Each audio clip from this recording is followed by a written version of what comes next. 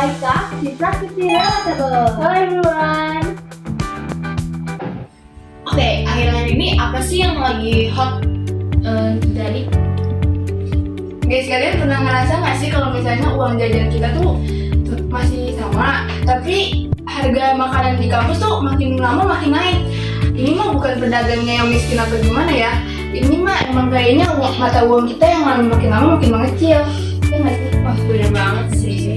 Tapi kira-kira kenapa bisa gitu ya? Ya intinya gini deh, inflasi itu biar kerok ya. Kayak bayangin harganya naik terus negara uangnya tuh terus dicetak, beredarnya lebih banyak dibandingkan yang harga ada di kantin atau di pasar. Nah uang kita kan jadi kebanyakan ya buat ngejar itu barang yang segitu-gitu aja. Makanya harganya dinaikin. Tapi ya kalau uang itu cuma merubah label harganya doang, nggak bikin barangnya jadi lebih banyak. Jadi tuh dari tahun ke tahun uang bakal terus meningkat ya. Tapi pemasukan kita itu tuh nggak bakal secepat itu. Bagus banget sih. Kalau uang jajan mah itu beda lagi urusannya.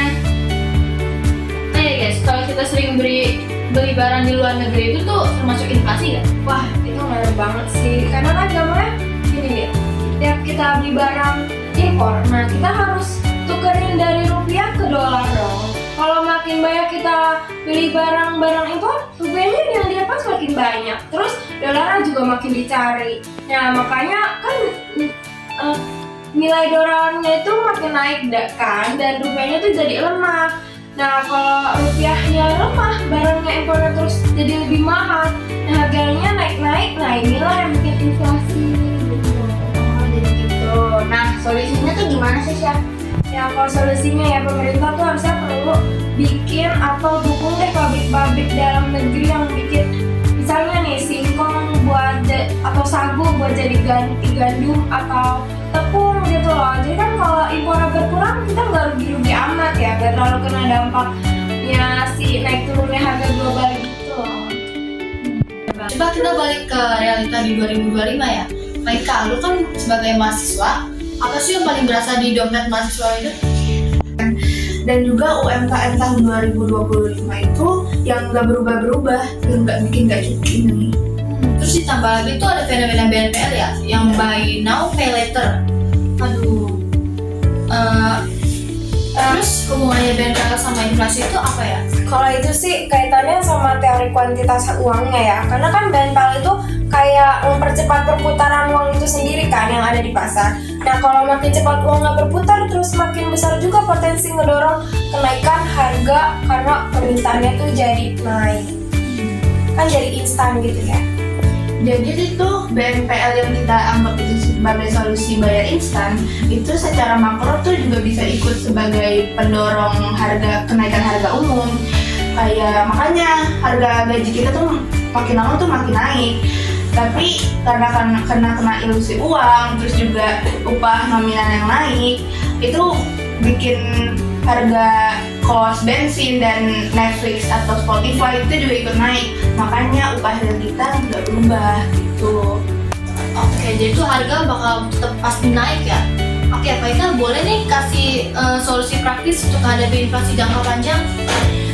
Solusinya sih yang pertama tuh adaptasi dan pengawalan. Butuhnya kita tuh budgeting wajib minimal dari 50 sampai 20 itu bikin sinking fund atau nabung untuk tabungan tahunan.